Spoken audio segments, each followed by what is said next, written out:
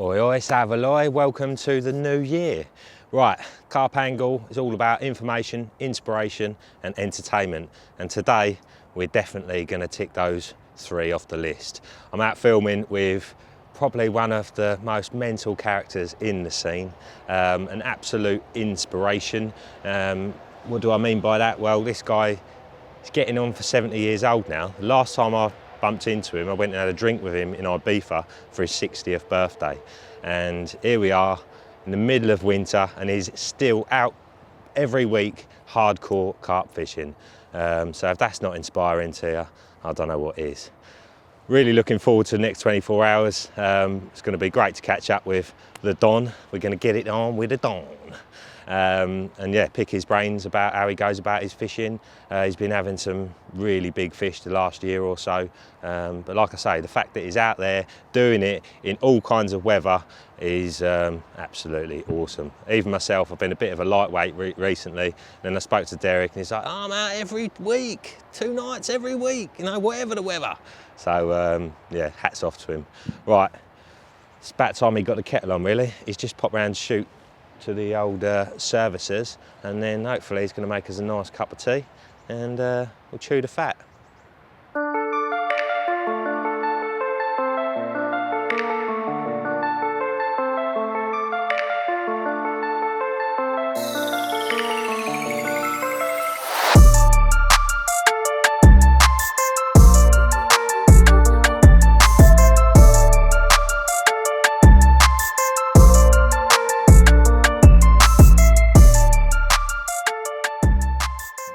Get it on with the Don. Come on. Good to see you, Derek. Good to see you, Joey. Long time no see. Yeah, 10 years. We just worked out, it's been 10 years, hasn't it? 10 years. Since we were in Ibiza having a beer together. Yeah. Down in the, what was that? What was it? The West End, isn't it? Yeah, that's it, mate. The West End down at Ibiza. San Antonio. That's it. What a place. What a place. That's madness, you know what I mean? Well, mate, it's awesome to see that you're still out hardcore angling. I mean, when I spoke to you on the phone, and you know, I said to you, didn't I? I've turned into a bit of a fair weather angler, and Fresh water fairy. That's what you are. And you're still at it every week, is that right? Yeah, every week. Rain, wind, or snow. Providing, what's he say? The missus don't get her way. You know what I mean? And you've had a pretty impressive winter so far, haven't you, mate? Oh, don't. The whole year, you know what I mean? When I was a bit gutted when lockdown come. If you can imagine, you know, like lockdown come, whoa, and I've been fishing every week, you know. When I was working in the trade with Maver and ProLogic, I used to get paid to go fishing. And I used to fish Monday or Fridays then, and but the wife, when she retired and we went on Tour de France, we went all over the place, and then we went to Benidorm in the winter. I had a massive, great big truck, and we went down there, and then when we come back, I moved to be near my daughter, and then my daughter moved up here, and she only lives just round the corner in Cambridge. And I've got a nice little 2 up, 2 down on a complex in Claydon, in Ipswich. And then she put her foot down and said, well, it's not your job anymore, so you ain't going on a Monday. So we come to a arrangement where I can go out 2 nights a week. Awesome. So yeah, I mean, going back to what you said about lockdown, I mean, it was a pretty tough time, but for someone who's always been outdoors and always been able to go fishing, how did you cope with it? It was hard, but the thing was, in the first lockdown, I got diagnosed with diabetes, and I've had problems with my legs, and they were talking about fitting a stent and everything else. And of course, I was a little bit overweight and all, because I used to get on the shandy bass all the time. I used to come back from fishing, go over to the pub, have dinner and drink, and you know, I put on quite a lot of weight, and the doctor, I went to see a specialist, and the specialist turned around and said to me, "You've got to lose weight, and possibilities of having a stent fitted." And Beverly got on the case, and I got to say, she proper looks after me, because she does all my dinners. Look, here's my dinner for tonight, a little bit of noodles and that, but there's nothing wrong in it, you know what I mean? I'm not eating fry-ups and all this like I used to, and I've managed to, we were going for walks, and I'm not exaggerating, before the lockdown, I was down here on the other side of the lake, and my legs hurt so much I couldn't push my barrow back. And one of the lads on here, a guy Dan Stacey, he pushed my barrow back, and a couple of the lads every so often push me barrow back for me. And I started walking a lot, and we were walking all round Claydon, and of course you got lakes there, and me and the wife started walking, and within the space of a couple of months I'd lost nearly 2 stone. Wow. And I was walking 5 miles. Wow. To go, and like you can't understand what it's like not being able to walk, and the backs of my legs would ache and everything else. And since I've done that, I've come back on to the lake after the lockdown, and A new man. And keep going. Awesome. So 70 years old now, Del? Yeah, 70 years this year, and I just can't believe the lead up to it and everything else. Like, lockdown was coming, I was fishing on here, over in the swim over the other side, and I was getting blown to bits over there. It was quite cold, and it was, when did we go on lockdown? April, wasn't it? March? Yeah, April, so, the yeah. first lockdown. Yeah, Mother's Day. Yeah. So I was over here then, and I moved into a swim called the Grassy. It's quite funny really, because I moved down into the swim, and I put my rods out, and because I'm using the old ATTs, they don't make no noise on the heads, do they?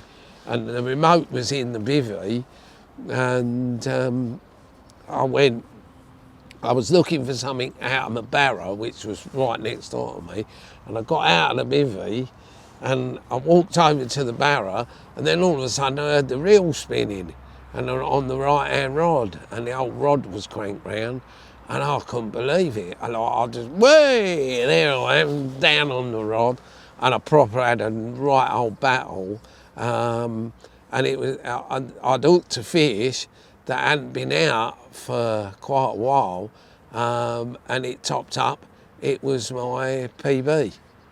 All right, I put the net under it, I phoned Dan Stacey, he came back down, and it was £48 common. Lovely. And, you know, only a couple of years before, I'd done my PB common at 44 from the quarry. I caught that, the big one in there, Cassius. And then to come down here and catch this one, Juts Common, at £48. And then lockdown comes. So I had, you know, catching that fish before the lockdown was brilliant. You know what I mean? Fired you up. Oh, I was there, right? Anyway, I couldn't wait for that to be over, that first lockdown.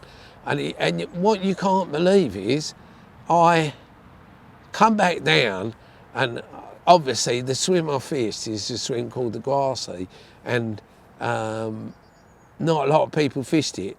The big boat he's got on here, we used to moor it there, but now they put it in the car park.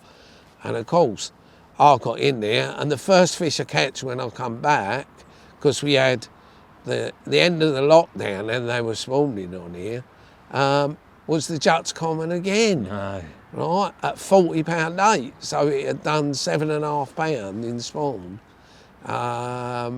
and that was like the start of everything coming. Mega. Because Mega. I did a winter, the winter on here, and I was in the double swim over there, and I'd had another couple of 40s in between, and then all of a sudden I catch Charlie's mate, and Charlie's mate was 48.12, and like for me, to see fish of that size and being on a lake like this, which has got big fish in it, because a lot of the time the lakes I was fishing didn't have fish, you know, up to that sort of size. Yeah. You know, it's Right, well, before you go on any more then, we actually haven't said where we are. So we're on Monk's Pit. Monk's Pit in Cambridge. How big is this lake? It's about 17 acres, 18 acres. Got quite good depths, I believe. Yeah, yeah. In places it goes down over 20s, it goes to about 24, 25, and up this end where I'm fishing at the moment, it comes up a lot shallower. It goes up right up in the corner over there. You're fishing in about 6-7 foot water. Nice, and the stock is just unbelievable. Tell us. Oh, don't.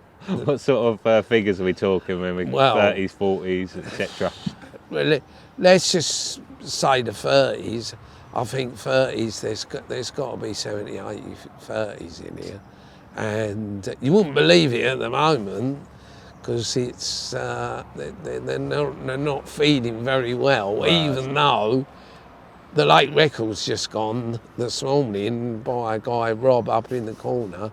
He's had a fish called the Peach at 56 pound, just under 57. Yes. That ain't been out for 2 years. Massive. It's a massive fish. So how many 40s? Off the top of your head, you've probably got between 30 to 35 40s. And that's insane. There could be 5 50s at the moment. Wow, wow. Really is Jurassic carp, isn't it?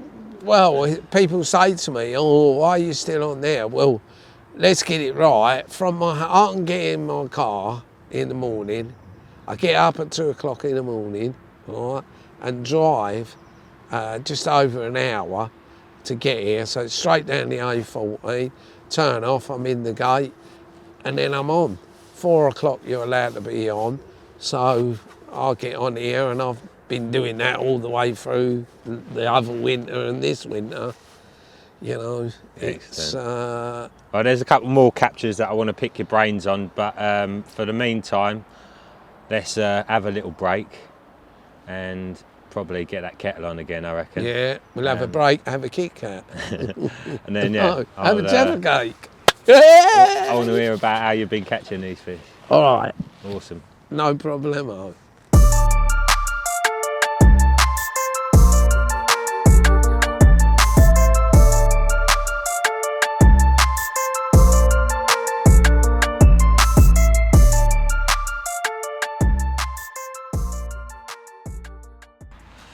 Testing.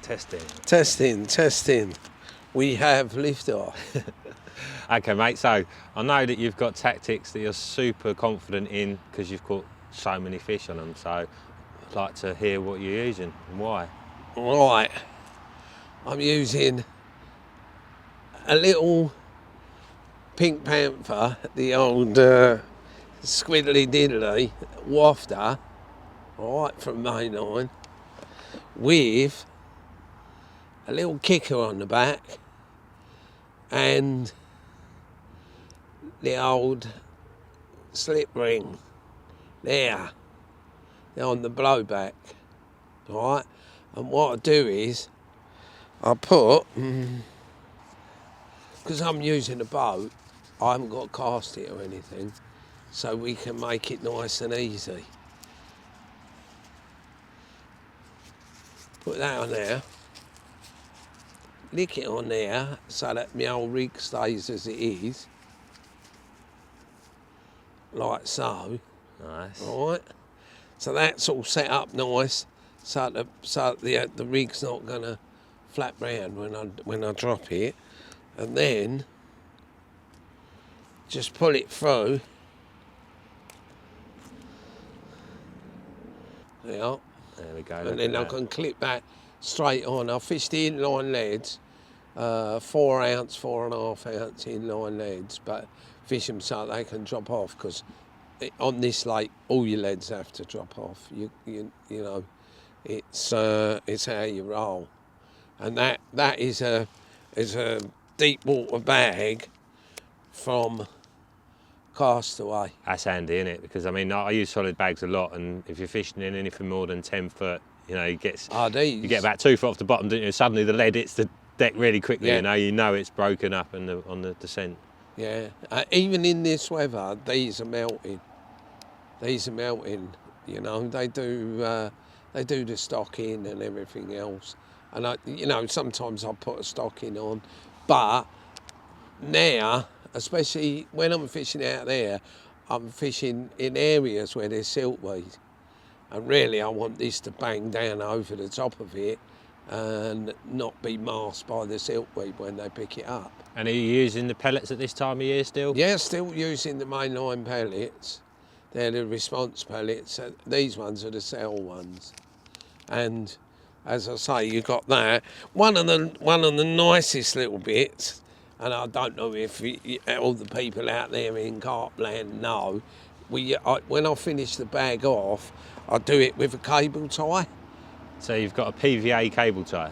Yeah, it's right. a PVA. No, I haven't seen them either. And I'll put that round and then just pull it up nice and tight, and that's the end product. Snip that bit off. Sometimes I don't even bother. I'll just leave that on the whatever PVA's left, and that's the little rascal. Lovely. I don't, you know, it's. I'd hate to say how many fish I've caught using this. Especially as I see on the lake, it's clear up that end, so obviously I can put different rigs in it up there. But every time I put a rig out, I always put high riser on. You know, you got to put them foam nuggets on, just so that when you drop it out, and a lot of the time I know it's successful, because I drop it out of the boat, and then about 5 minutes later, you see that pop up, right? So you know it's pretty cool, especially in the kelp end. You know, that kelp is like horrendous. You know, it's not nice to fish in, and you've got to get really good hook holds. It's that confidence thing, isn't it? You know, it's you know, how many times do you go down to a lake and you cast it out and you think, yeah, that's bang on. And when you go to reel it in, it's smothered in weed, isn't it? That's it. Yeah. You know, a lot of the time I reel these rods back in and there's nothing on them. You know what I mean? So how about what else is going in the boat? Are you just putting the bag? Or? So, that is the last part of the puzzle, right? As I say, I use the squid ones. I think these are fruity squid. And what are they? Little wafters? Yeah, they're little wafters. You know, I very rarely fish a pop-up. To be honest, I don't hardly ever fish a pop-up now. I just fish with these little wafters. And the hook holds, it seems like they proper want it. You know, I had a fish before Christmas, 45 pounder. That was my Christmas present. And I'll tell you what, the hook was buried. Right, let me tell you about these, right? These are the smart liquids, and I'll tell you, I will not go anywhere without these. You can mix them, you can have, because obviously they do a fruit one, they do a fish one, they do a cream one, they do a cell one. And all these are absolutely fabulous. I know some people I've spoken to who have used them have said, oh my God, I can never get them out of the tube. So what I do before I go fishing, right, at home, I take my bait out the day before, right, I'm going to go, and let it defrost, and then I'll get 2 of these out, chuck them in the sink at home, and put boiling water on them, and they end up really nice and loose, right? And then I put them in the, you can see, the smell, look. If you have ponga vision, they're lovely. It's almost like 3D attraction in a way, isn't it? Yeah. You know, because it sits in the water column and drifts out with the flow, the undertow and everything else, doesn't it? Yeah. So I mean, obviously I've played around with it a bit myself the last couple of years, and it's definitely worked for me. It's definitely a game changer. I can tell you that now. And like you imagine, like they've been in that now since yesterday morning, because I got them out. I got them out on the Sunday, and you know what I mean. Look. So it's a good old coating.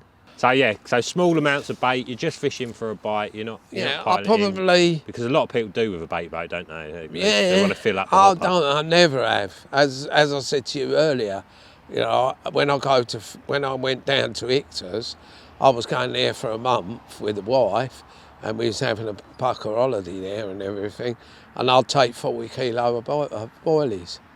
That's 10 kilos a week, and you see the fish I was catching, and I think because it's only a small area of bait, the bigger fish are not scared to go and eat it. Whereas you put too much bait in, I've seen it on here. I've seen people on here spodding for bloody hours, and like eventually when they do come in, all the smaller fish have got a tendency to home straight in on it. You know what I mean? It's one of them, and obviously, as I say, I put a little bit of pellet as well, right? And also I'm using maggots at the moment, so they get probably half a pint of maggots. I might do a maggot bag, which will be exactly the same as the pellet, right? And do exactly the same and threadle it through. Just be careful that you use a nice baiting needle. Stringy needle. You don't want to pull it back through and pierce the maggots. But yeah, so they're getting. I normally do one normal boilie scoop of pop-up scoop, which I've got in the box. I do one of them with pellet, and then I do probably 12, 14 boilies, and then put the bag over the top of it. I have to do that because the boat I use, the microcat I've got, the water comes in. So what I have to do is make sure the bag's lifted up over the top of it. A lot of the new boats, they got it's all sealed and it's up out of the water. But HMS Liberty. Yeah, HMS Liberty, man, that's the way forwards. But you can't go wrong. And I can sit here confidently knowing that I'm fishing 100%. I suppose the other thing is you're not committing to big baited areas, are you? Do you know what I mean? So if you see fish elsewhere, you're more inclined to, oh, right, I'm off type thing, you know? Like you can be on your toes a bit more, because once you start trying to work spots, you end up committing to them, don't you, you know? Yeah. Well, the thing is with this, like where I'm fishing now, right, in this swim, I could probably go to 7, 8 different spots. At the moment, I've chosen the ones that I wanted to go on there, but I can always pull that in and start on another spot. Yeah, sometimes I redo them before it gets light. Just to get a bit of extra scent in the water column? Yeah. When I, it's like when I arrive here, because I come I get up at 2 o'clock in the morning. You're double hardcore. And I drive down here because you're not allowed on until 4, right? Like this morning I got here and my first thing, because I knew it weren't going to rain, normally if I get here and I know it's going to rain, I'll set my house up first, then I can do all my PVA work inside the bivvy. But this morning I turned up, I got my rods out, I marked them up, put them on the old wraps, and I put them out and left them on the floor before I even put my buzzers on, so that I could get onto the spots. Because I've found in the last few weeks that I'll get bites between 8 and 11 in the morning. and it gives me another bite time. Because if I was to turn up here at, like you did, at 10, 11 o'clock, I've gone past a bite time. And the other week when I came down and I caught black spot, I'd had 2 fish before I had black spot on different rods, and then the rod that's going out behind me, just over here, that one ramped off at 11 o'clock and it was black spot. And that had been there since probably 5 o'clock by the time I got the rod out there, 5 o'clock in the morning, and it was still dark. You know what I mean? Impressive bit of angling, that, mate. Just shows you, proves exactly what you just said, doesn't it? You know. Yeah, and the thing is, it's happened. It's not just a coincidence. It's not just a coincidence. All right, my missus lets me go, and I get up 2 o'clock in the morning. Right, so I've got 1 bite time. Then tomorrow morning I get another bite time, and then on my last morning I've got hopefully another bite time.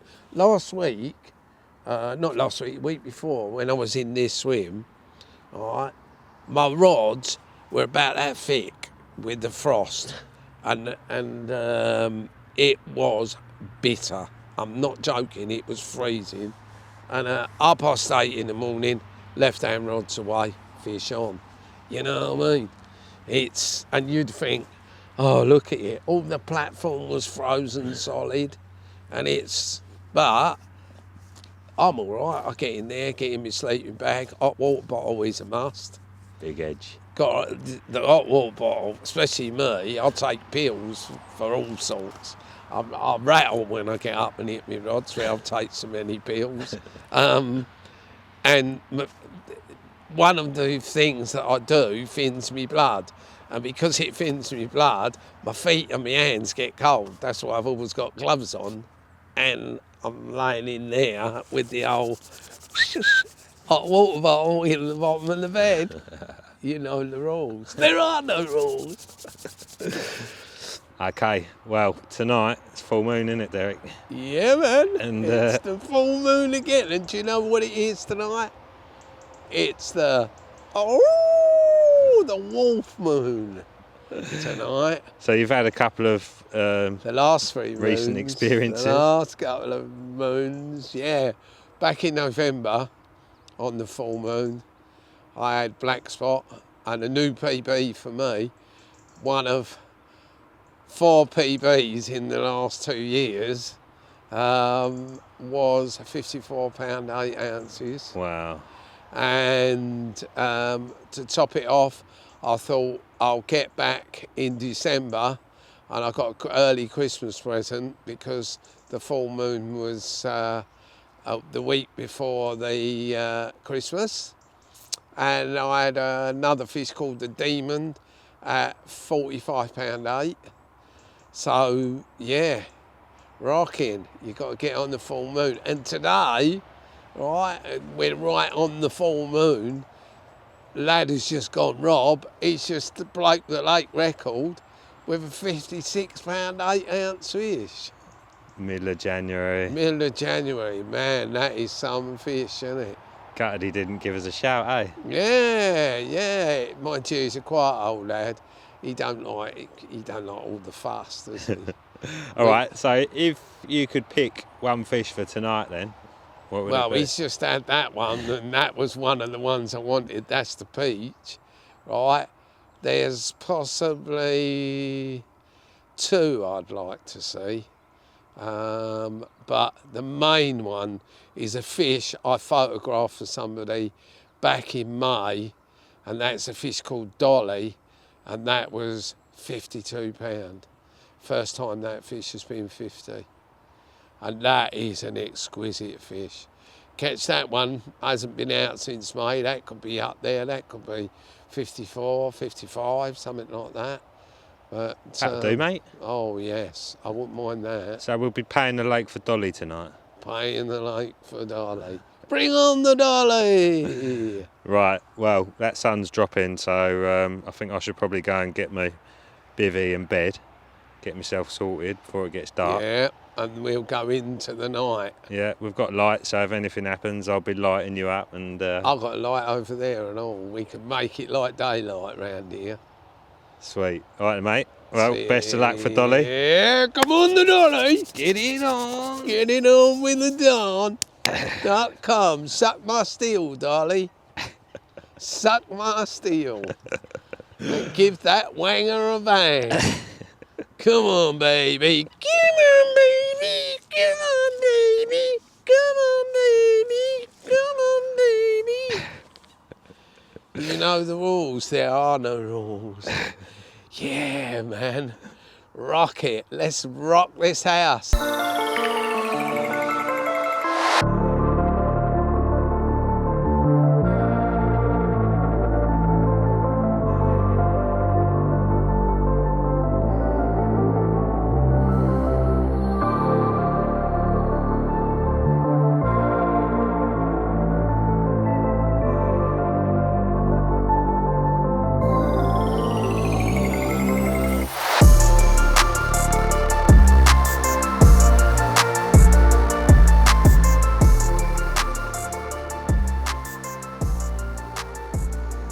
Top of the morning.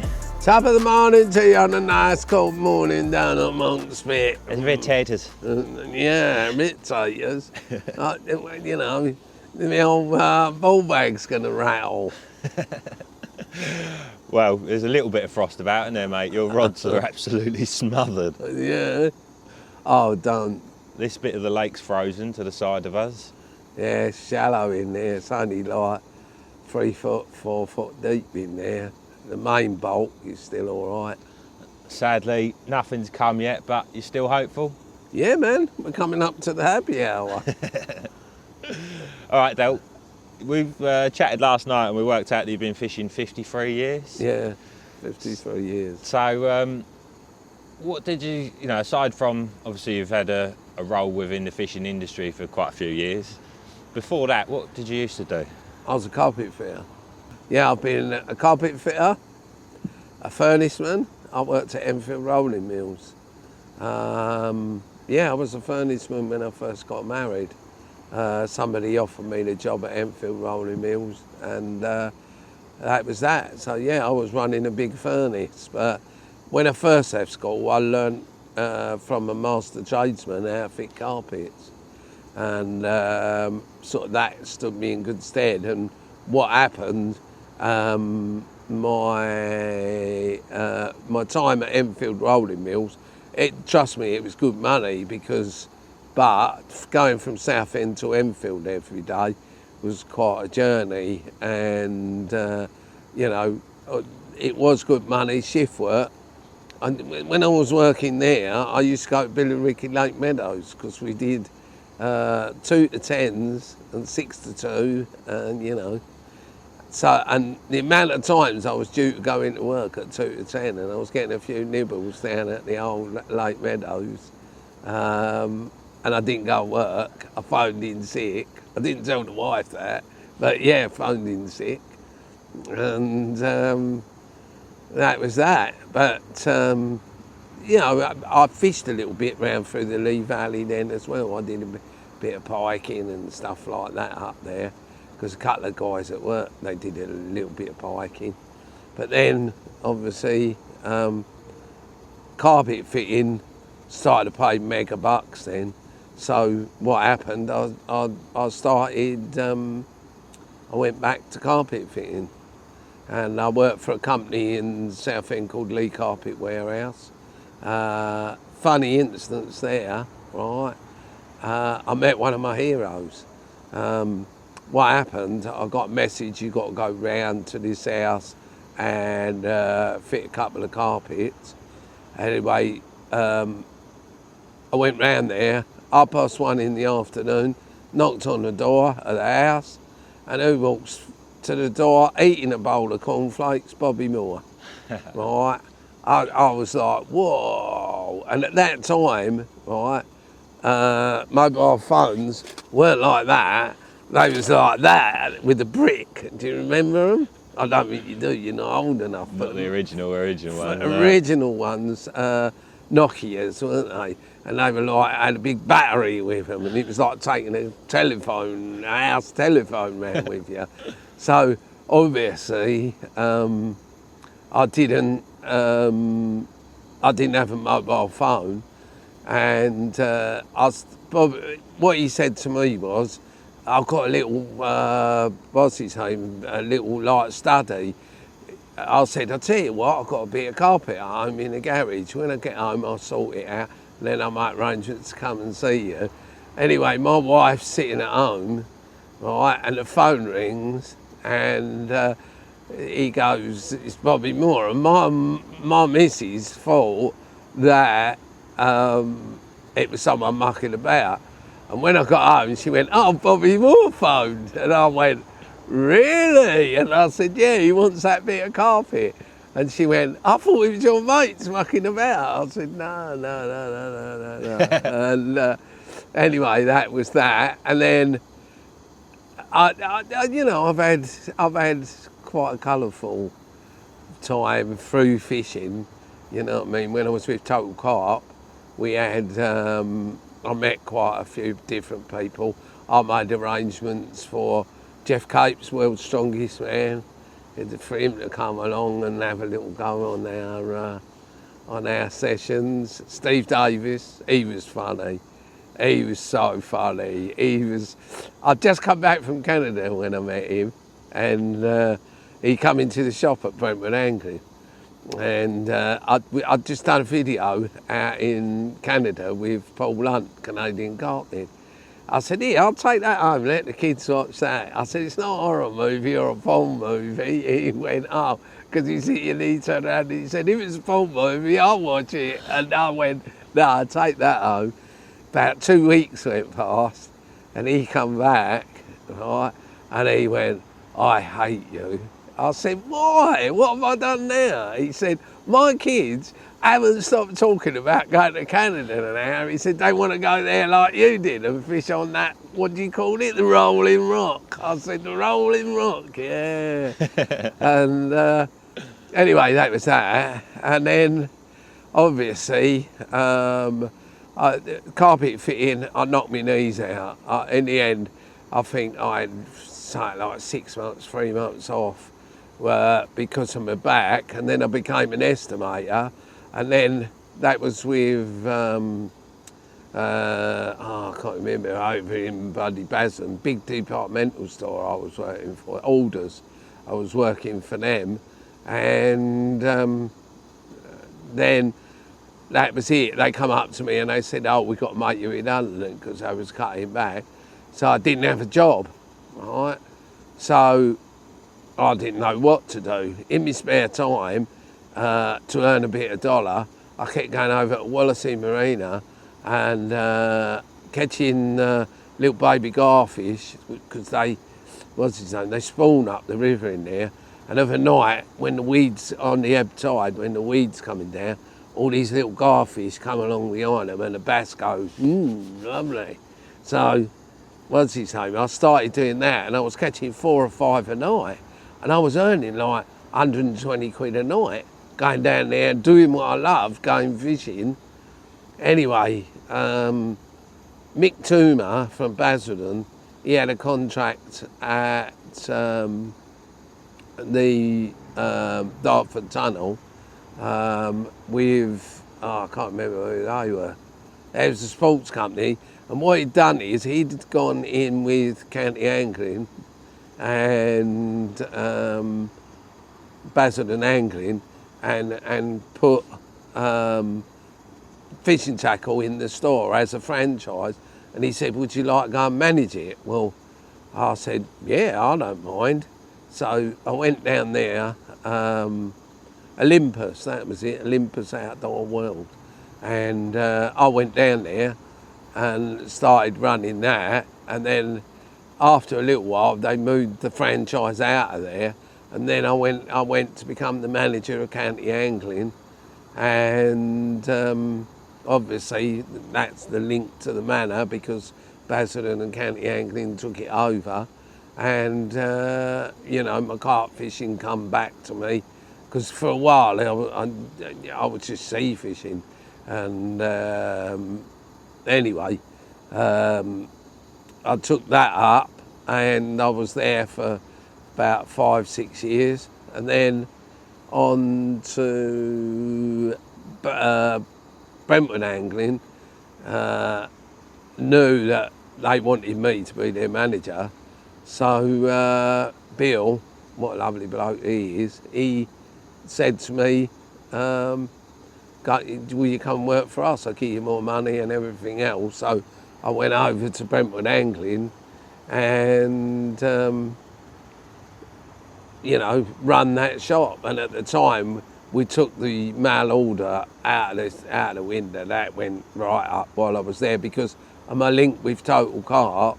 We advertised in Total Carp, and obviously, me being in the magazine every month, we took Brentwood to the next level. And of course, a little while in the making, what's his name? The rep from Spencer Sports kept saying, well, why don't you become a consultant with us?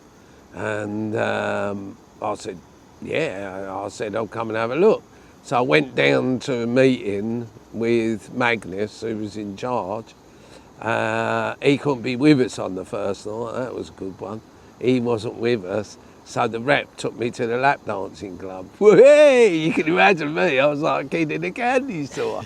All paid for by Spencer's. And in the morning, I went in and saw Magnus, and we struck a deal, and I got a car, phone, everything else, petrol, and they paid me to go fishing.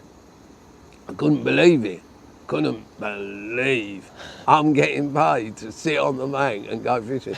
And I tell you, it was a good screw I was getting there. At the time, I think I was one of the highest paid consultants in the country. And that lasted for a couple of years. And then what happened,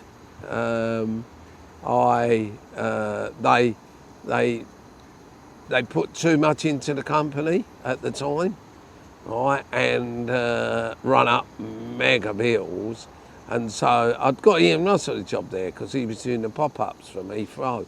He was making all their pop-ups for them. Had some fish, well, I had to use their bait for a little while, and had quite a few fish on it. And then, obviously, I got the bullet, and I went to Maver then, and I was with Maver for 6-7 years. Had a great time with them. I went to China, out to where they make all the fishing tackle, out at Enfen and places like that. And then at the end of that, I again got made redundant at the end of that. Couldn't get another contract. So that was me. And there was only Beverly working. She had a good job. And then I think she was 60. No, she was not, she wasn't even 60 then.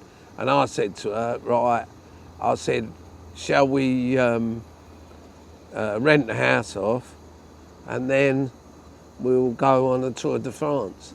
And I spent the whole summer going down through France with her. It was hard for her, you imagine what it's like for a woman. We had a nice camper and everything, to be fishing all the time. All right, we'd go out places, and then I ended up going down to Spain for the winter. Beverly had a trauma to her eye, and she wanted to come home. And then what happened, I couldn't move back to my house because I took contracts out for a couple of years on that. So they were in their house. And eventually I saw a house on a complex, a gated complex, up at Ipswich or Claydon, down by Suffolk Water Park. And I've been there for the last 8 years. And obviously, I've carried on fishing for it all. Right, and that's how I've ended up amongst it. It's only an hour from the house, nice quick drive down here. I love the place. Monsters swimming about in it. Monsters! Get on the monsters! You gotta have a monster! And this is it. This is probably where I'll hang my boots up here. Don't know, you just keep going, don't you? Keep going till you can't go no more. You know what I mean? What is it they say? Keep cool and carry on or something, isn't it? And then my theory is never give up, never give in. Right then, mate.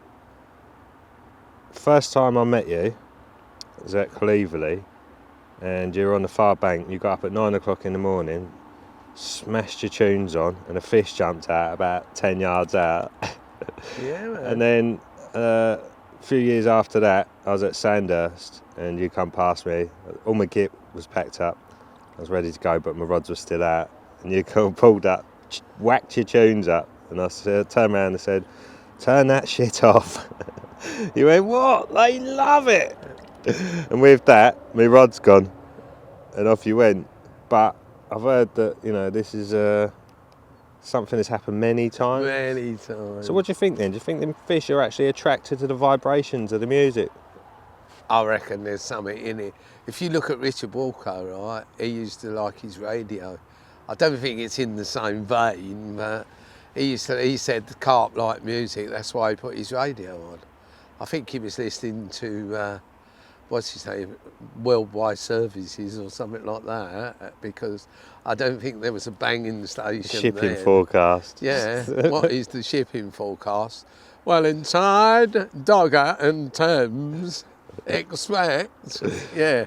I think that's what it was. But I mean, you know, obviously It's weird. sound is amplified through water. We've got tight lines going out into the lake. Yeah. We know that sound is amplified through tight lines Yeah, from the little cup experiment when we were kids. yeah. So who knows? That is a possibility, isn't it? Well, the thing is, right, when I was fishing a lake down in Essex, I used to have a big box, and I've even put it on my rods. Now, that could be the thing. I've put it on the rods, and the tunes is bumping off, right, banging. Is that going down them lines? Something we don't know. Because I've had fish when I've done that. We don't know. Let me to put one thing to you. Do we ever know? Will we ever know? Have you ever spoken to a fish? No. So nobody really knows, do they? You know, does that lateral line go and get them aroused? The lateral line on the fish, is it like a receptor for vibration? One thing, right, years ago on the manor, when we put the Grange bait in, it was closed season, right? And as you come out of the lake through the car park, there was a set of little frog lilies by the side. And do you know what I used to do? I used to throw a handful of bait in there every day, right, on my way into work when I was at County Angling, right? And when I did it, I always used to pull up, right? And because I had lots of, what's his name, mud and crap on me, I used to bang, bang, bang, bang, bang, bang all the time. And when the open season come, right, we had the opening night because it was cold season. I went down, there was a guy in the swim, the car park swim, and I went up and banged around the swim right where this set of pads are. There's nothing along the bank, just this set of pads. And just go down there and just make a lot of noise, right? Put a handful of bait in there, walk back, opening night. He played it back to, so I'd put it on the rest and it was gone.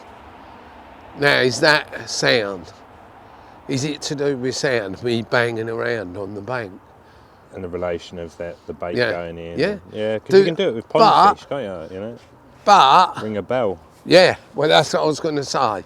That's exactly what I was going to say. Because there was other spots around the lake and I was going in and we had these metal stakes that we used, and when we made the path.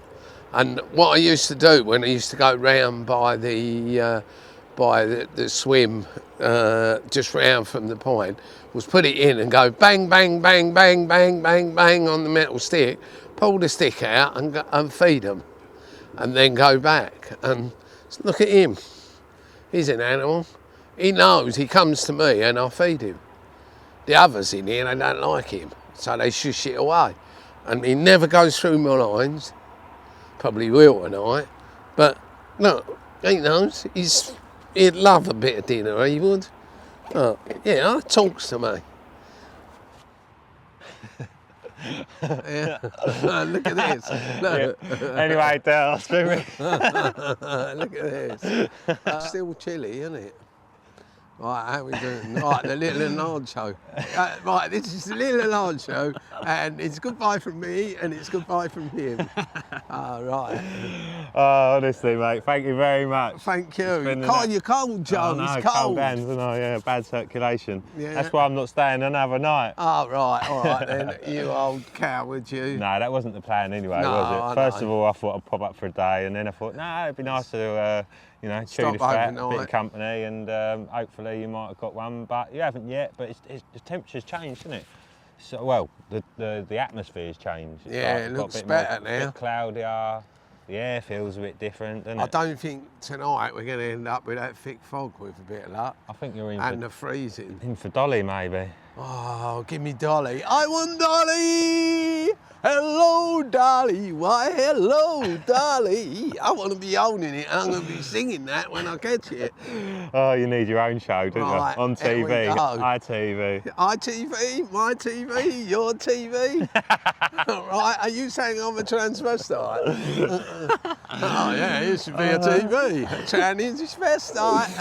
Right, I think my Right. battery's going to die. See you later, Thanks mate. again, mate. It's been emotional. Let's go out in the summer or something. Yeah, you we'll know. come back out again and we'll have some real fun then. Awesome. Instead of going, Exactly, yeah. You No, know I'll what I make you mean? some nice food, and oh, I'll take you up on that. I'm glad you're still out doing the do, mate. Yeah, 70 years old. Awesome. A year of monsters, you know what I mean? Like I really can't. This year for me has been the best of my carp angling. You know, to break my PB 4 times, you know, a 48-pound common, and then to catch a 44-pound ghostie, you know, and an awesome fish and all, and to get my mate, your missus. I'll tell all my mates, oh, I had your missus last night, 51.12, and then to top it all off, boom, there we was, black spot, 54-pound 8. Unbelievable years angling, mate. I just can't believe it. 340s in 24 hours. Boom, have it, you young bucks. Take some out of that. Awesome. yeah. Nice one, mate. See Best you luck later. tonight. Give us a shout if you get one. All right. All right. Let's get out of here. The Artful Bodger. Yeah, I remember one time me and my cousin John was floating about London, bombing about on all the little park lakes, and we come to one park and found a group of fish. Didn't have no bait with us, but we had rods in the car, and I actually had a packet of Airwaves chewing gum. So I chewed the chewing gum up, and there wasn't lots, so it wasn't like a super easy venue. There hadn't been fished for, but there was a good size, and there wasn't many in there. So I've chewed the chewing gum up, thrown it in, and like this white sort of trail came off the chewing gum as it fell through the water, and this mirror about 25 pound literally come and fucking snatched it. I can't really swear, can I? It's all right. Go on. Yeah, come and snatched it mid-water. And I was like, we just grabbed each other like that and was like, oh my God. So I literally put 3-4 in my mouth, chewed them as quick as I could and moulded them round a hook. Free-lined this bit of chewing gum out there, Airwaves, dragged it along the surface and let it sink slowly down in front of this mirror, and he literally turned and whacked it straight away. And I hit into him. Yeah, it's about 25, 26 pound. Lovely dumpy one.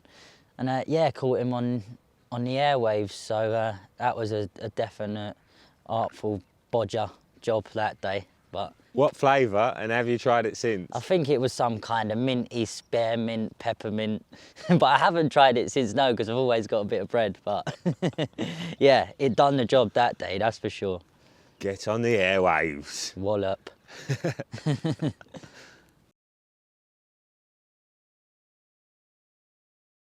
Right, so nothing last night.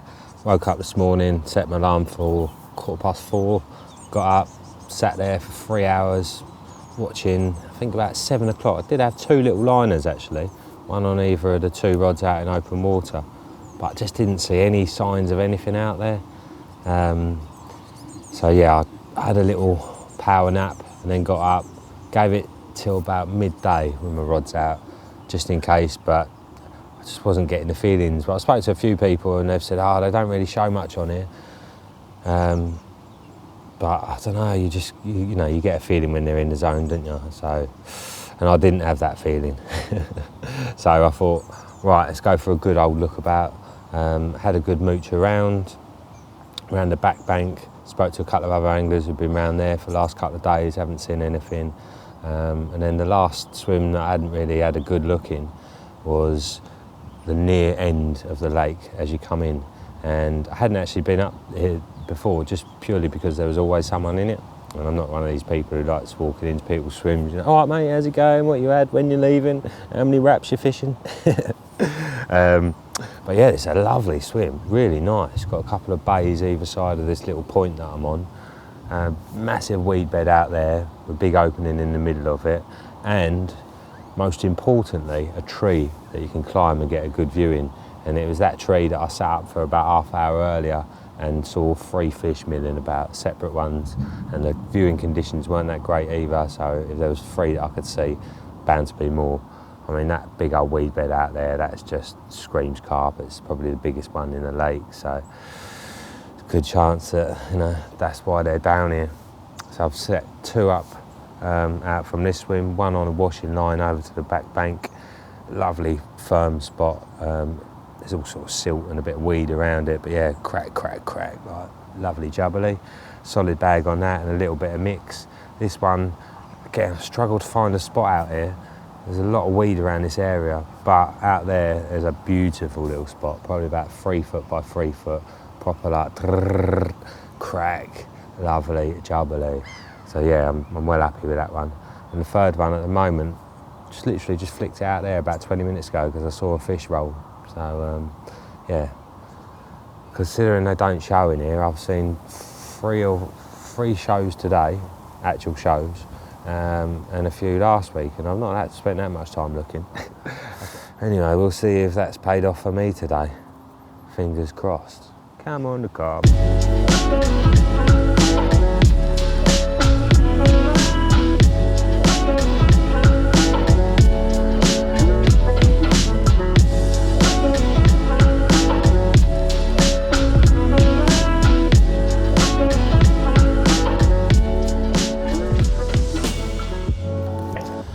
Well, I woke up at about 3:30 this morning, had a proper buzz on, so I was like, right, I'm getting up, let's sit up, see if anything's showing.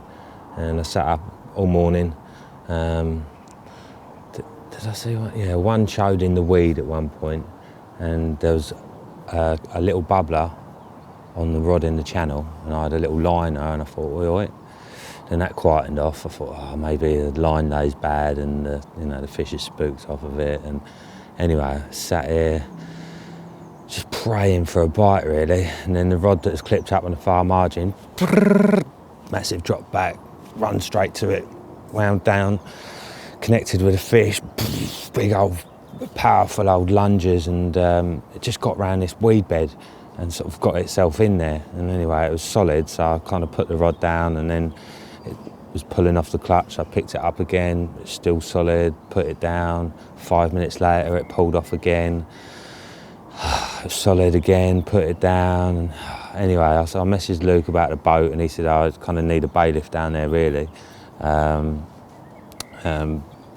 Anyway, so I gave it another little go, and then bang, a line cut. Sickening. I mean, sometimes when you get a lot of weeds, you get a lot of little mussels and stuff in there, and it's all bunched up. obviously, yeah, that can happen sometimes, but I'm absolutely sick. It really did feel like a good fish, and I'm sitting here, you know, really kind of expecting to get a bite, and when that happens, it's just, oh. I've lost a few fish lately, and last year I hardly lost any, so such a crap feeling. Pretty gutted, but hopefully there'll be another chance because the weather's bang on, and like I say, it's obviously a good area. Anyway, I'm going to get off of here because I sound a bit miserable, don't I? Bollocks. Well, it's been another quiet night, and indeed another quiet morning. Still licking my wounds from yesterday, if I'm honest. Definitely a good fish, that one. It's never nice losing them, but sometimes you just know when you've lost something a little bit special. Oh, anyway, it's been another early start and a very quiet one as well, to be honest. It's not much wind, it's pretty much zero activity. It's in one little show, wasn't even sure if it was a carp. Very little in the form of bubblers. So yeah, it doesn't seem like there's a lot going on. I've got to pull off today. Oh, bird flew into my line. Yeah, I've got to pull off today, but I'm going to give it most of the day. I think that bite yesterday was at 10 a.m, so definitely got a bit of chance, hasn't there? Oh, it'd be a right result to catch one on this session because, as I say, you know, I'm trying to catch one out of all the lakes and the river, and so far managed 3 of the lakes in 2 sessions. Obviously this is my 3rd session now, so if I could catch one out of here today, that would get all the lakes out of the way. And then I've just got the river, which I think is going to be a hard task, but I've got a bit of bait sticking before I go. So yeah, but yeah, let's worry about getting one out of the lake first, eh? Apart from all of that, the stresses of fishing, it's a stunning place to be. It's so peaceful and tranquil down here, and the birds are just constantly at it.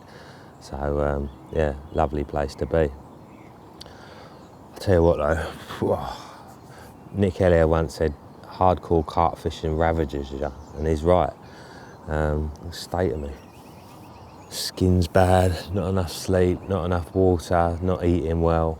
It's not the most healthy of lifestyles, to be honest with you. I need to sort my life out a little bit and yeah, look after myself a bit more. Adam Penning's always saying to me, "Oi, Joe, moisturiser." I think I might need to take his advice. Oh, lovely cup of coffee. Come on, universe, what you got for us? Let's have a bite, please.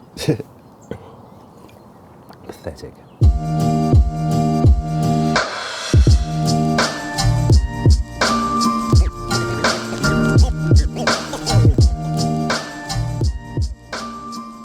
Right, so yesterday, after losing that one, I spent about an hour without the rod in the water, thinking, oh, I don't know if I want to put it back out there, you know, is it worth it? I'm going to lose them.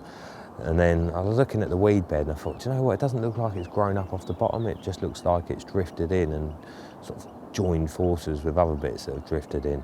So got the old sea lead out and spent about an hour picking chunks out of it, to the point that there was hardly any coming in at the end, even though there was still quite a lot sitting on the surface, so you know that there's not much there. So yeah, got the rod back out there, and then this morning been sitting there, haven't seen any activity, and was just thinking, come on, please, let's have one before we get out of it. I really, really want one. Yeah, it costs a lot of money to come up to these sort of places. It's a long drive, and you know, fishing's not cheap, is it? So when you come up and you're trying to get a result for the camera and you don't have anything, it's yeah, it gets you down, but it's a little bit frustrating. So anyway, yeah, I was begging the universe for a bite. Lo and behold, the old washing line rod, big old drop back, straight on it. A few kicks in the weed, but like it just came through that broken weed, no problems. Then I got it into the edge down here.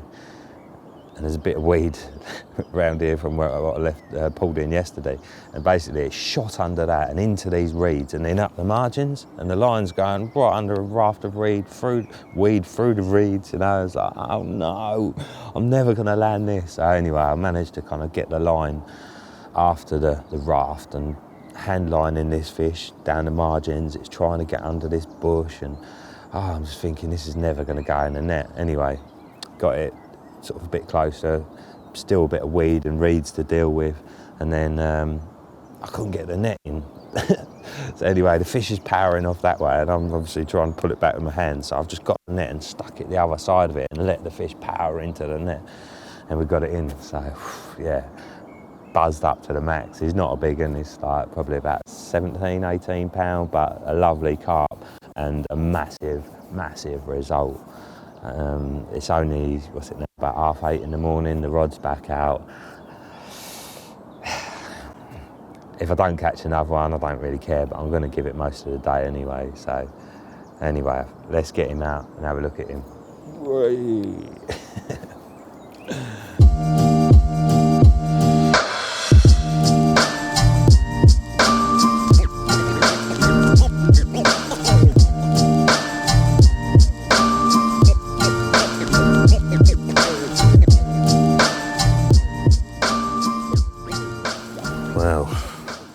First Ecton Big Lake carp. Look at that, absolute peach of a fish.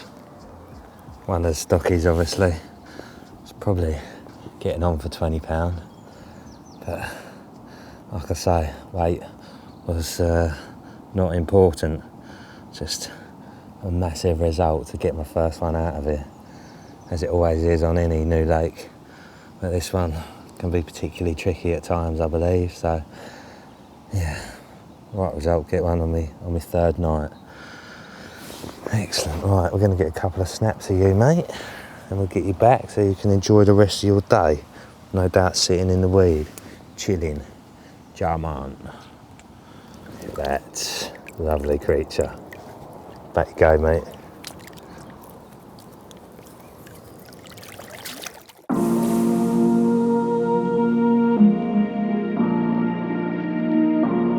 Well, I was going to do the sensible thing and go home because I've got a little bit of filming to do tomorrow, and I thought, yeah, I need a bath and a good night's sleep before that. But, wow, so close to completing the challenge.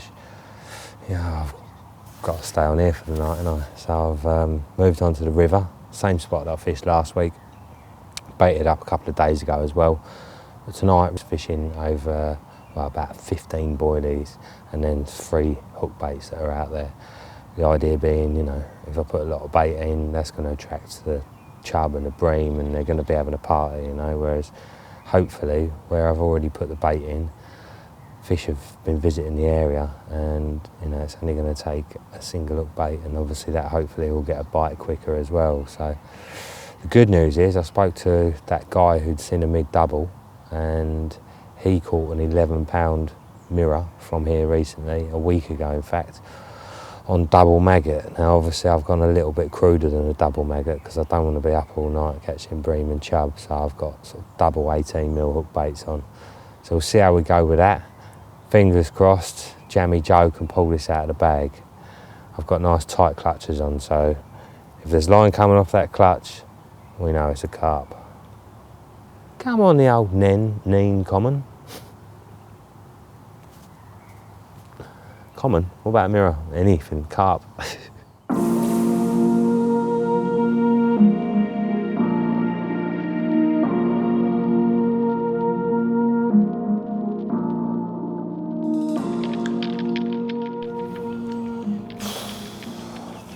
Knackered.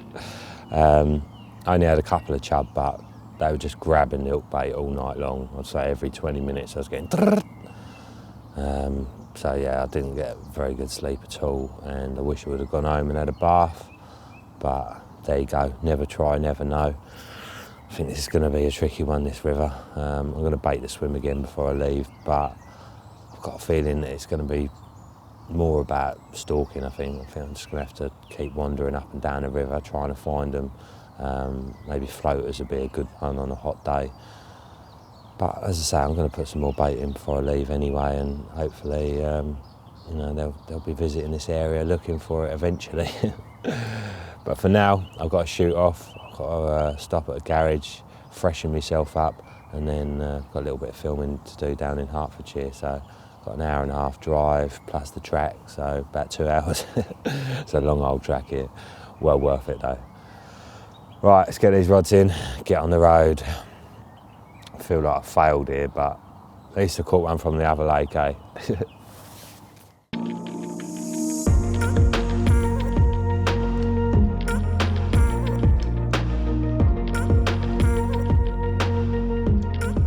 Well, it's Monday. I left Ecton on Wednesday and I've just returned back on this river mission. To be honest with you, I think this is probably going to be the last night I do in this swim. Then after that I'll probably just try and stalk them on hot days, because at the moment I've not actually seen any yet. The only evidence I have of carp in this stretch is that the float angler guy who I spoke to, who's seen one and caught one. So I know they do get around this area, and because there's a few features here, i.e. this other little river joining this one, you know, there's lots of weed pads, it's got some slow moving water, some faster moving water, then you know, I'm sure it's an area that they will come by fairly often. And obviously I'll put a little bit of bait in here over the last few weeks now, so with any luck some have actually been visiting and getting a taste of that before the old chub get in there first. Yeah, probably tactics wise tonight I'm just going to stick a couple of kilos of boilies out, 2 where I've normally been putting them and 1 just down in the margin here behind me, as there's a little hole in amongst some weed, and it looks like the water there's really slow moving. So yeah, I've been tricking a bit of bait into that spot. Got to be worth a go as well, isn't it? Let's get these rods out because I think it's going to rain. Blooming heck. I was just getting some shots of the river, and about 60, not even that to be honest with you, 50 yards away from my bivvy, massive grape. That was no mid-double, no way. That was a good carp. Bloody hell. Well, that's a bit of a buzz, isn't it? That bit where it shows, that's the end of that little bit of river there where it joins the main river. That section's quite fast flowing. There's a lot of like cabbages and that through there. It's clear water as well, so yeah. Anyway, what I'm thinking is that he's probably just in there that time in the evening having a little workout down the gym up in the fast flow. Once he's done there, he's only got to drift 40-50 yards downstream to where I've been baiting. Surely he's been having a bit of that. Food there, high protein, gym there. Tell you what, I've got a buzz on for tonight. I think there's a good chance we're going to catch one. Come on, the old river Nene carp. Excited.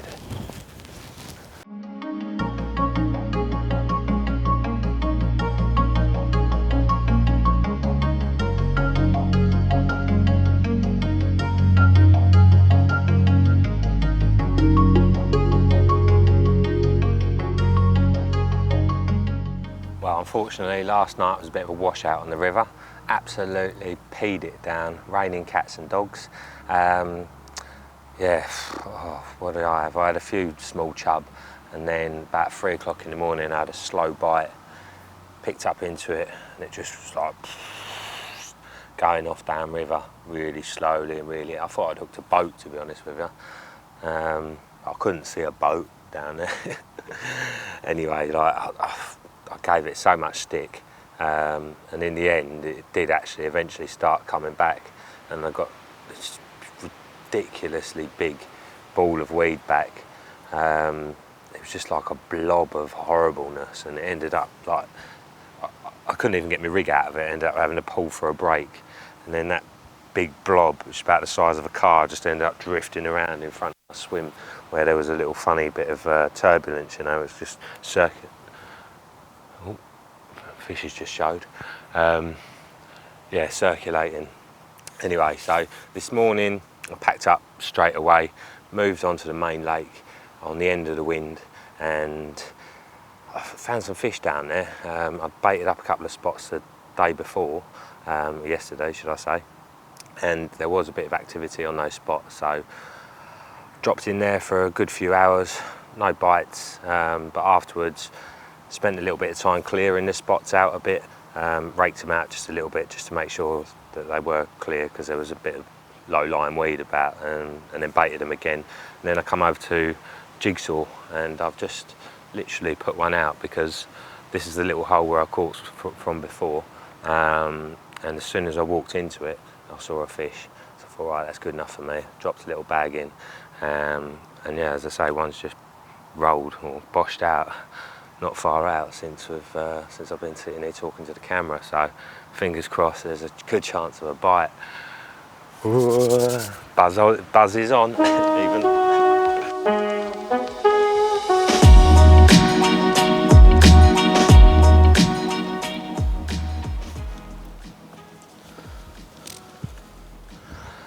Yes. Oh, a lovely dark common. Not a massive one, but what a buzz. Can't beat this close quarters. Jungle warfare style of fishing. It's nothing gets the adrenaline going more. Right, let's have a little look at the prize then. Result. Look at that. Lovely, lovely character. Didn't take too long either. I reckon that was out there about half an hour. So, plan now, well, the weather's mega, so there's going to be other opportunities to find, I imagine. I think I'm going to pop up to Glebe and have a little look round, see what's happening up there. But failing that, I've still got those other spots on the main lake, which well worth a check now, I reckon, because the wind's banging down there. So, yeah. Result, happy days. Thank you, Mr. Carp. We're going to get you home now.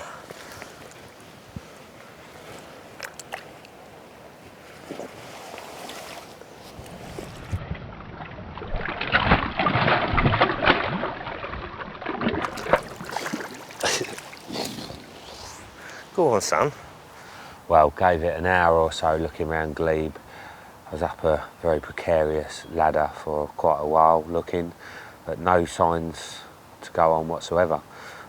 Which to be honest with you, that was surprising, because you know, them sort of small lakes, they really react to a bit of wind sometimes, and the wind was banging down the first end you come to. But yeah, with nothing to go on there, I went and checked my spots on the main lake that I baited up this morning, and again, no signs of activity there. So I've dropped onto the spot that I caught from last week on the main lake. However, rather than fishing across washing line style, I'm actually on the far bank now, just fishing with one rod in the edge. And like, basically I can't fish it washing line style anymore because of how much weed's drifted in here now. So I thought, well, I'm fine around here. Most of that swim's closed up now.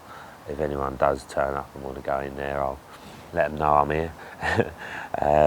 But yeah, this spot done 2 bites for me last week, 2 mornings on the trot, and I think it was 8 o'clock and 10 o'clock. So quite hopeful of a bite tomorrow morning, but you never really know, you know, like it could go any time. It's in that kind of zone, feels like a good area, and I did bait it up yesterday when I got here as well, so it's been primed. Stopped and had a quick look in here this morning. There was a couple of little bubblers, but not a huge amount. So yeah, they probably had a free breakfast this morning. Hopefully they're going to be back for another one tomorrow. I'm really, you know, kind of hoping for one of these better fish out of here now. I've had quite a few of the smaller fish on the complex, and so yeah, I feel like I'm due a bigger one. And there are some real special ones in here. There's a massive linear in here that's, well, probably about £50 at the right time of year nowadays, but it's not been out for 2 years, I believe.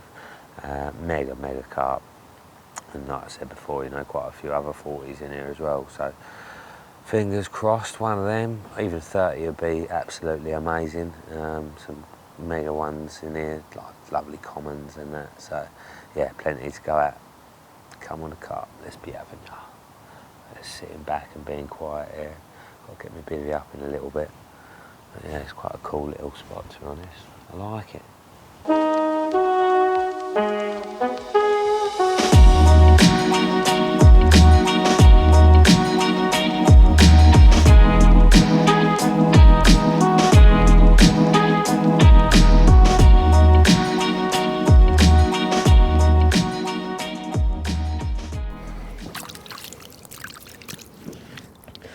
I did say I thought it was going to be a tricky day's fishing, and I was right.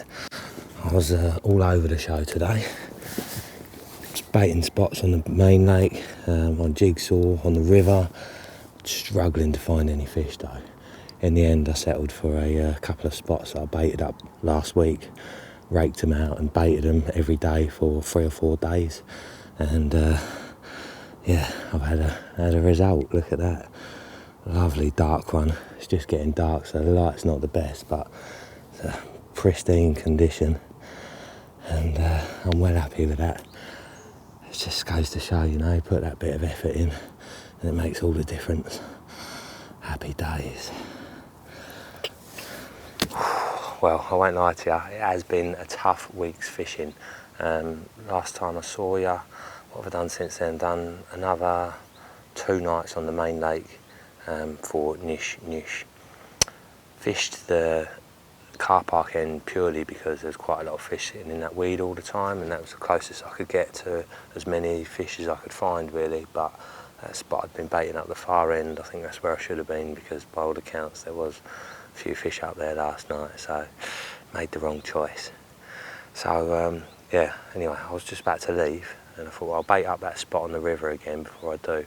I've been all over the show these last few days. I've been up and down the river, around the lakes, and I've covered a fair few miles, I imagine. But anyway, so I thought I'd put some bait in that spot before I leave. So I've done that, and then I thought, oh, do you know what? Before I go, I'll have a little bit, look a little bit further along this stretch of river, which is the faster running, clearer bit with loads of like pads and stuff in it, cabbages and all that.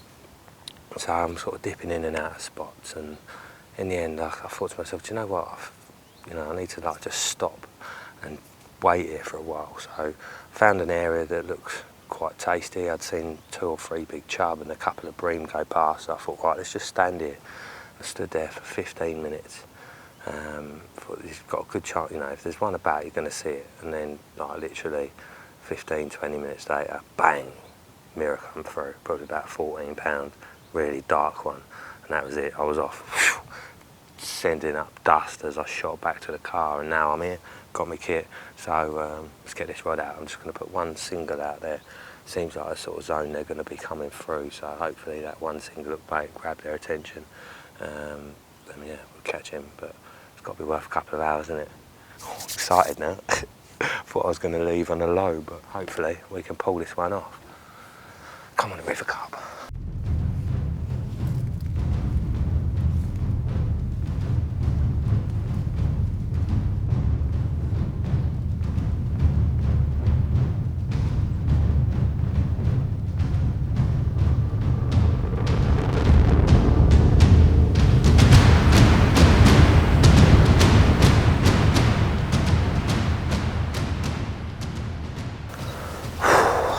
Double exciting.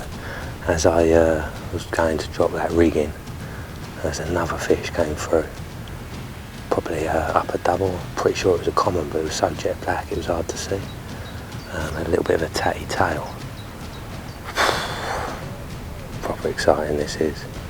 I just put like about 6 half baits out there just to get a bit more traction in the water, and hopefully if I pick one up either side and then pick the hook bait up. But yeah,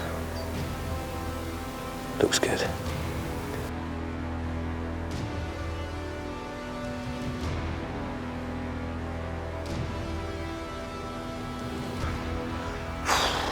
Oh my lordy.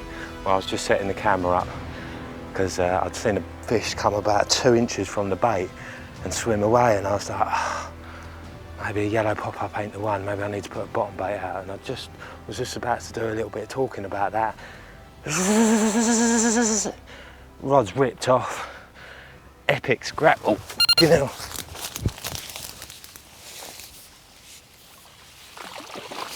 Oh, that was close. It nearly got away.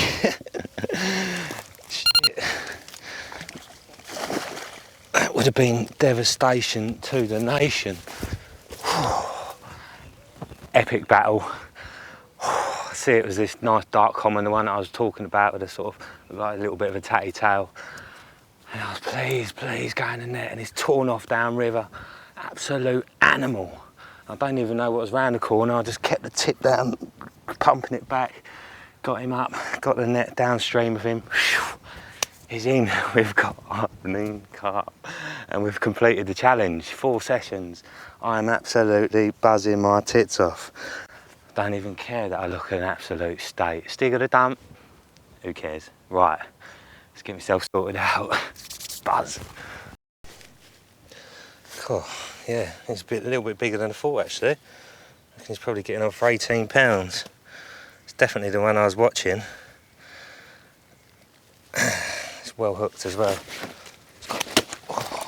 Got some length to him. Angry boy, ain't ya? Let's get that hook out of you. Oh, come on. That's it. Get that out of the way. Let's just show you off quickly and we'll get you back. Oh, yeah, he's trying to give me a slap. Look at that. That carp has made me one very happy man. Biggest river carp I've ever caught. My scales are in the car, but I'm giving him 18 pounds. It's got some length to him. It's got a funny little stubby dorsal, and then as you can see, his tail has definitely been in a fight with an otter, ain't you, mate? But you got away, didn't you? You're a survivor, a true Nene River survivor.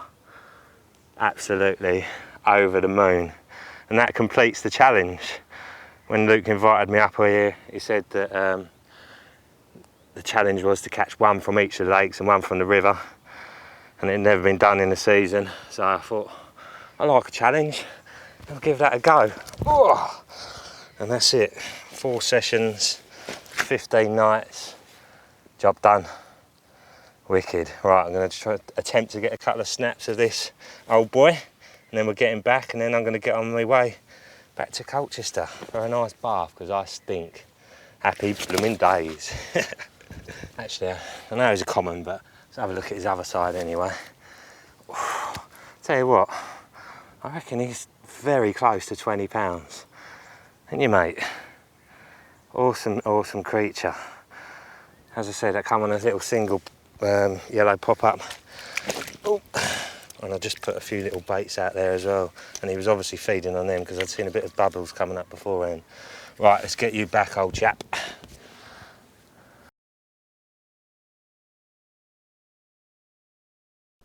So a red letter session. Well, there's so many I struggle with it really.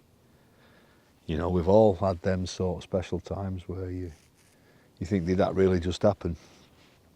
But I guess one that does spring to mind, for just to show that nothing's set in concrete, is I think it was about 2006, something like that, 2007. I got in that Wellington Country Park. You know, it's obviously got a lot of big fish in it, and like nowhere I'd fished really for a head of big fish. And I'd fished it briefly on a guest session for 48 hours before this as a taster. And Andy Pye, the guy who ran it, let me go as a guest, and I'd caught 3 nice fish. From an end that wasn't fancied, and I did something a bit different, I guess, and it worked. So I had a completely open mind, and Steve Renyard and all the regulars that were on there were saying it was a boilie water. You had to turn up and use boilies because the fish had got big because they, you know, liked boilies. And people had tried other things and it was no good, and you had to use, you know, 18, 20 mil baits and fill it in and all the rest of it. And really that wasn't kind of my style. So I remember I got in the syndicate, and my first trip was about, I think it was early March, just coming out of winter really, and I went on a freezing cold crap day. It was absolutely lagging it down, you know, about 8 degrees freezing, freezing rain. And I was pushing my bar around the place. Didn't know any of the swims. Had no preconceived ideas. There's a few anglers on, and I think Ian Poole and Steve Renyard were filming doing that welly whackers, so they got a few swims earmarked for where they were doing the filming. And but I think they were some of the better swims as well. The hole in the bush and the snag swim, where Danny Fairbrass did the underwater filming the first one to the snags. So I knew about that, and I kind of thought, well, that's wrote off. So I was walking round and I got to this swim called the Sluices, and I was looking at the island about 150 yards out, and I thought that looks brilliant. Didn't see any fish, but I just thought I can just imagine slamming hook baits straight under the island and it working. And I'd got bait with me and everything, and some particles, which I didn't really intend using, it was just in case. And I'd got a rig with 2 pieces of plastic corn on from a previous session somewhere else, and another rod with a little yellow wafter, it's like a 12mm on it. So I thought, I'll just grab a rod and I'll just check the cast.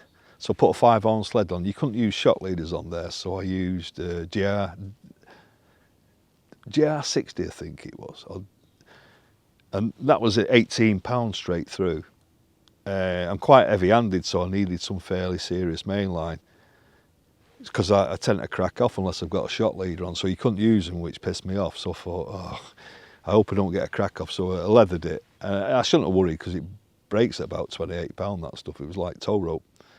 So I cracked it out and it whistled straight under the island. It was like absolutely pin perfect. Felt it down, bit of a crack. It's about 6 foot deep. I thought, wow, that feels good. So I just dumped the rod on the floor. Thought I'll get my buzzers out in a minute. Just as this was happening, there's a bloke turned up, and with his wheelbarrow, he goes, you going in that swim? I says, well, it looks like it, yeah, just put a rod out. He goes, oh, he says, you're that Frank Warwick bloke, aren't you? I says, I think so. He said, I don't believe in all that bullshit you've been writing about and always banging on about, all them fluoro single up baits and all that shit, plastic corn and all that, what a load of bollocks. So I said, oh, thanks. I said, I don't just do that, I take bait and everything. I said, to me, fishing's like golf. You don't use the same club for every stroke. I said, I tend to take everything that I might need, probably too much gear. So I just choose what I need for the situation. I says, I'm not a one-trick pony. As we were saying this, he says, well, I'm going in next door. He says, you idiot. He said, this swim next door is the one that everyone's been after. I says, well, I don't know the place. I said, it's too late now, isn't it? So he went in there and he was quite smug about it. And he come back and he says, anyway, he said, spool spinning. I said, oh, it looks like I've got a fish on. So pulled into it, nice little fight and that. 38-10 linear, perfect zip linear. I thought, oh, that'll do, that's nice. So take us a few quick shots, will you, mate? So wanged it back out again, and it went off straight away. I had a 31-10 sort of ghost common, and then I was struggling to get 2 rods in, and never mind get my buzzers out. And then I thought, well, these bright baits ain't doing that bad after all, are they? And he was going on about it's a bait water and a boilie water and that, Anyway, that day I had 730s and had some 20s as well. And that night, Pooley's, they weren't doing so good over there, strangely enough. For whatever reason, it wasn't happening. I think they'd had a 27. Obviously very good anglers, they knew the place. But sod's law, you can make the best plans in the world and get all the so-called best swims, but if the fish ain't there, you're knackered. So matey next door to me was busy telling me that I was a lucky bastard and that I'd dropped on a big group of fish and it was just a pure fluke.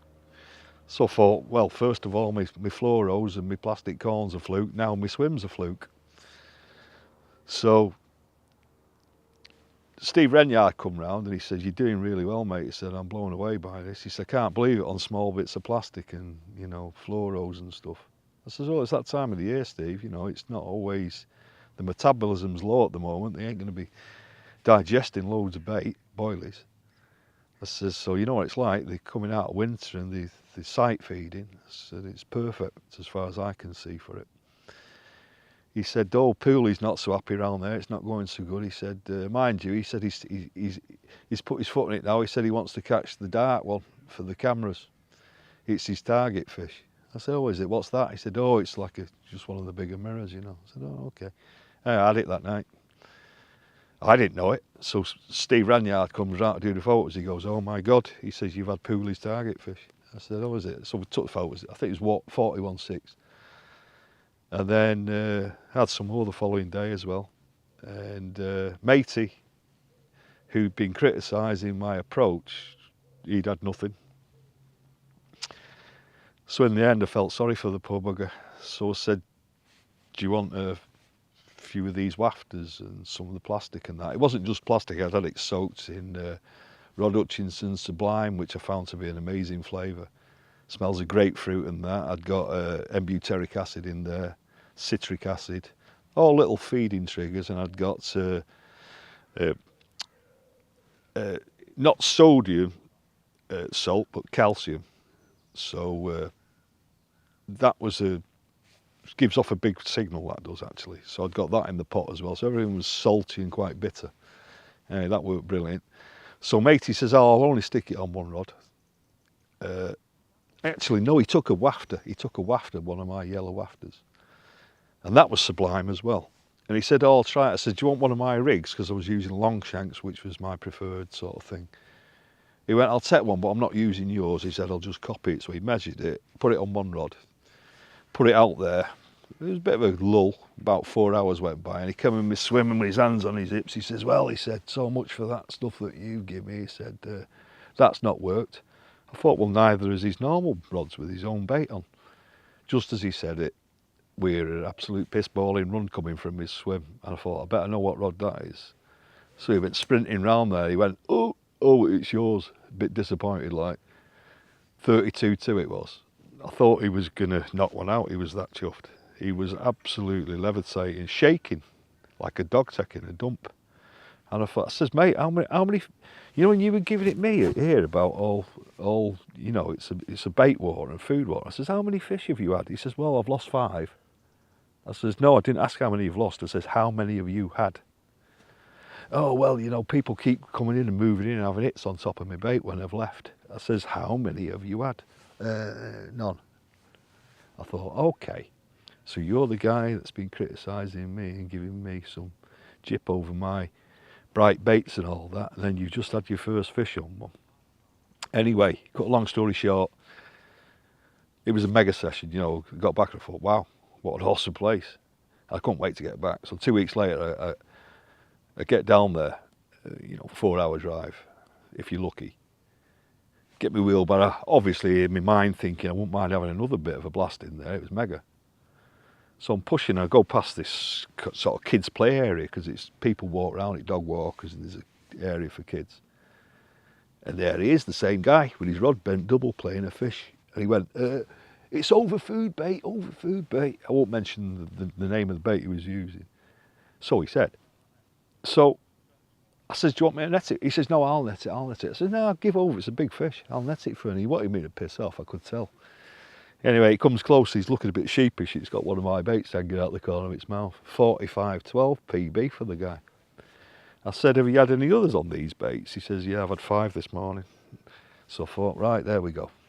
So that's the thanks you get for giving someone something, you know.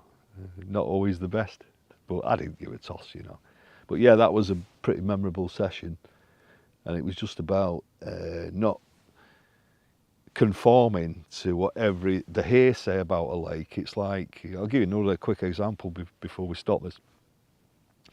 I've been to waters where people say, oh, you can't use worms, you can't use maggots or naturals because it's full of nuisance fish.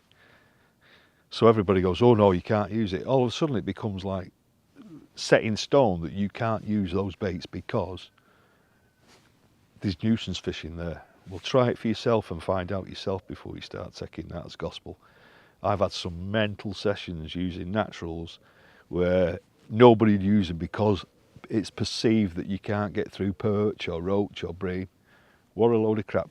It might be the case, but it might well not be the case, and you could have some amazing hits of carp on it, and you know, just don't write anything off. Don't find out for yourself. Do your own thing. And don't let anyone sway you. Because it's not a coincidence that new members that turn up on a syndicate will quite often have big fish from swims that people don't fancy, on baits that people didn't fancy. And then their catch rate tends to go down as soon as they get swayed by the members. But when they first turn up, it's like, ooh, didn't expect that. So that tells you a story, that be a little bit different, do your own thing, and don't always want to get in the so-called best swim, because carp have fins, they move around, they want to get out of the way. You don't always have to go for numbers of fish. These little quiet corners that everyone goes, oh, look at that, I've ended up nowhere to go, I've got in there, then bang, late record. So, you know, always remember that. So there we go. Right, after getting out fishing with Ollie on the rivers last month, he inspired me to have a little hunt around my area, see if there's any little rivers with carp in that I didn't actually know about. And I have managed to come across this one. It's about 45 minutes from my house, so it's not exactly on the doorstep. I think it's classed as a brook more than a river. Pretty slim and very slow moving. It's quite a long stretch as well. I think it's a couple of miles long or something. But yeah, there's meant to be a few in here. I came down, not yesterday, day before, put 2 buckets of bait in, spread along this section, and then the other section, the other side of the bridge there as well. So hopefully that's drawn a few into the area. I'm just going to put some rods out now with the old bushwhacker just to minimise any splashes. Handful of bait, pop up, 3 different spots along this section here, and hopefully we're going to catch a nice river carp. It's not the brightest of mornings. I did intend to get here before sunrise to get some nice sunrise shots because we're quite close to the coast. However, I looked at the weather and it was clear to see that there wasn't going to be a sunrise. It's going to be a grey old morning. However, that's not going to stop us. It takes more than that to dampen our spirits. Let's get the rods out, see if we can catch one.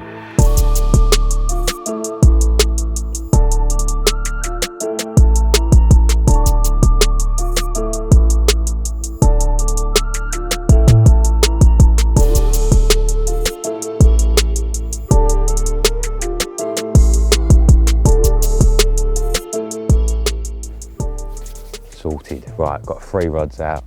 Feels a bit overkill with the 12 footers because it does feel like a bit of a stream really, but I think that's going to help me if I do hook one, just to, you know, get the rod out and steer them away from any danger. There's a few reeds and whatever along here, so yeah, a little bit of extra length. It's hopefully going to help out. I've just gone in with a little bit of bait to start with, a couple of handfuls, just a mixture of pellets, a couple of different types of pellets in there, some main 9 ones, some sticky ones, 2 types of boilie, cell, and a new fish meal test bait from Mainline, and yeah, a little bit of hemp and a load of tigers as well. So lots of bits and pieces in there that's hopefully going to keep them grubbing around for quite a while. Obviously, if you adjust the bait up with just boilies, then they can mop them up quite easily, but also obviously, you know, adds up a lot, so you can make it a little bit cheaper with some other items. But yeah, I've not seen any signs yet. There's a family of swans down here. Quite a few cygnets actually. They've just chased off another set, so it's like Swan Wars, smashing up the river, a tiny little quiet river. There's me trying to be all quiet with me pole, and then the swans come from. So there you go. Anyway, I'm going to sit back, keep the noise down, and hopefully we'll get a bite. I don't actually know what's in here, to be honest with you, but like I say, my friend said last time he come here, put a bucket of bait in the night before, come back next day and had a few, so fingers crossed we can do the same.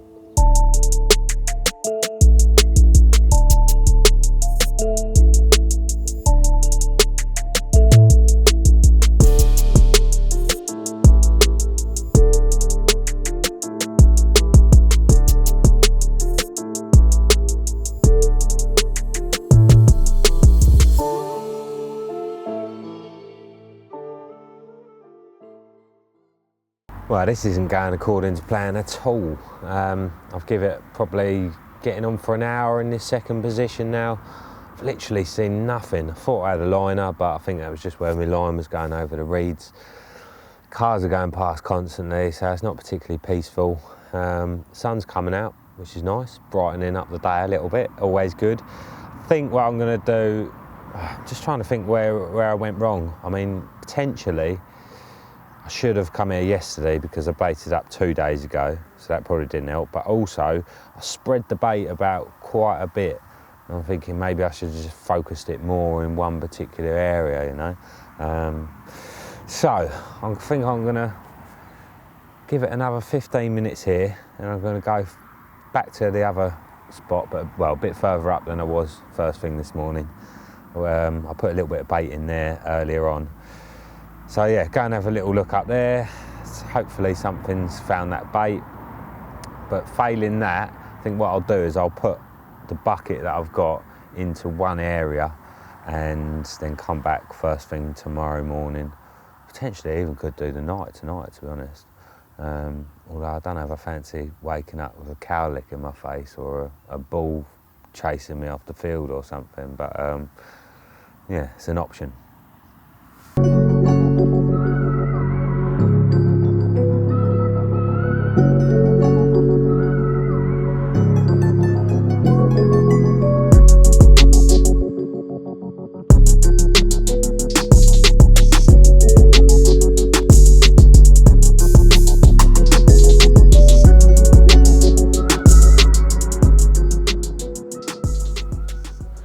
Well, now on the third swim of the day.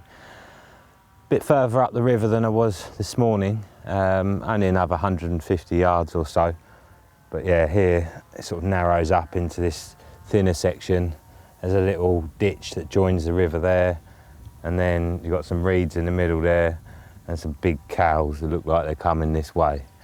I don't want them to get too friendly, to be honest with you. I might have to stand up and hopefully scare them away and they're not going to charge me. What do you want? I ain't got nothing for you. Go on, off you go. Off you go. Right, what do? Do I run at them? Is just run at them or what? I need to scare them away. Good. Hello. No, the running at them's not going to work. Hello. Right, don't know what to do now. They're coming closer. Let's put my bait away and pack up my gear. A little bit worried.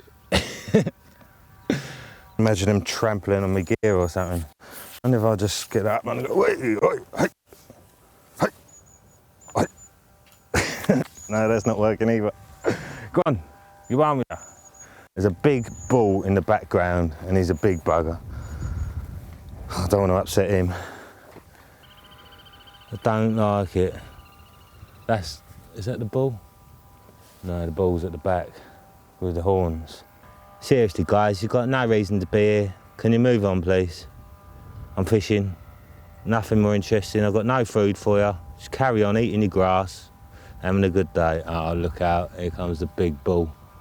He's a big bull, he is. He's a big boy, ain't ya? Who's a good boy? Who's a good boy? Right, go on then, piss off. The bull has been scraping his hoof. I repeat, the bull is scraping his hoof. I'm ready to jump in the river at any moment. Look, mate, I know you're a big old boy and you've got big balls and a big set of horns, but oh, don't do that. I don't really want you here, and you're actually making me feel a little bit uneasy. So can you take your girls and do one, please? Well, you've got to try everything, ain't you? Let's give them some alarmage.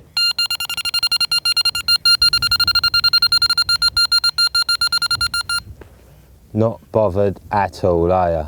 Right, it's worth a go. Come on, guys, we talked about this.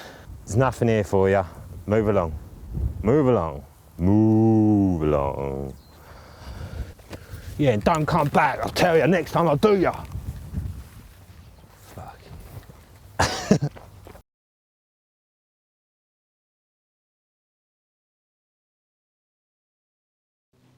Well, I was hoping to end this episode with a carp.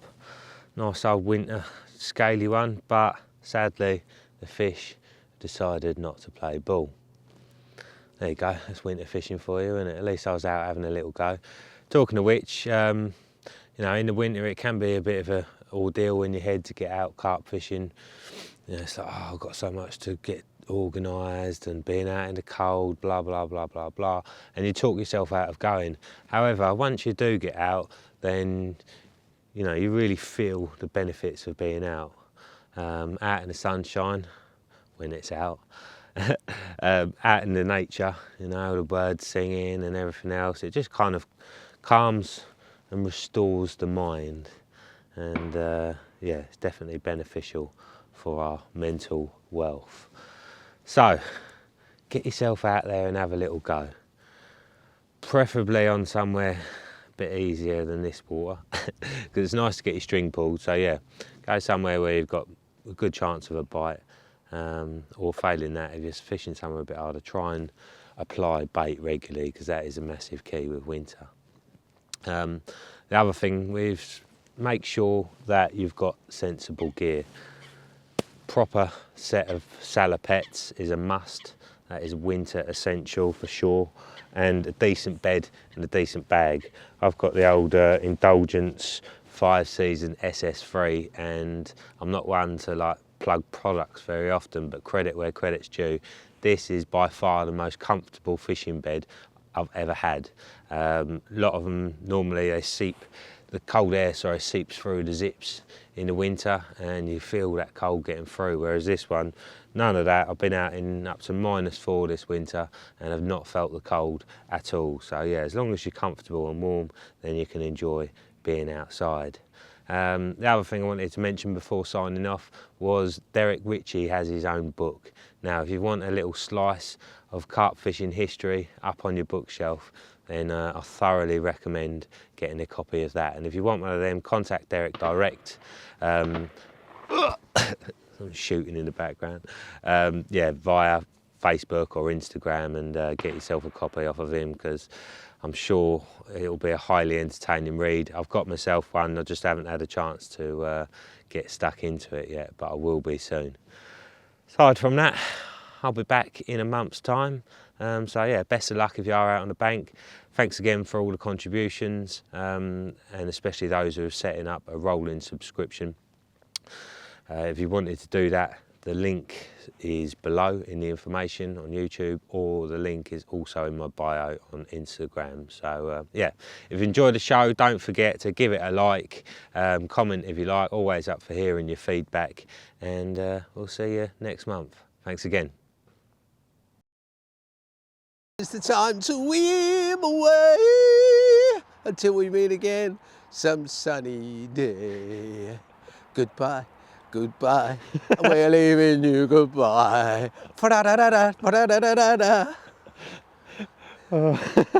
You didn't film that, did you? Nah. That's good.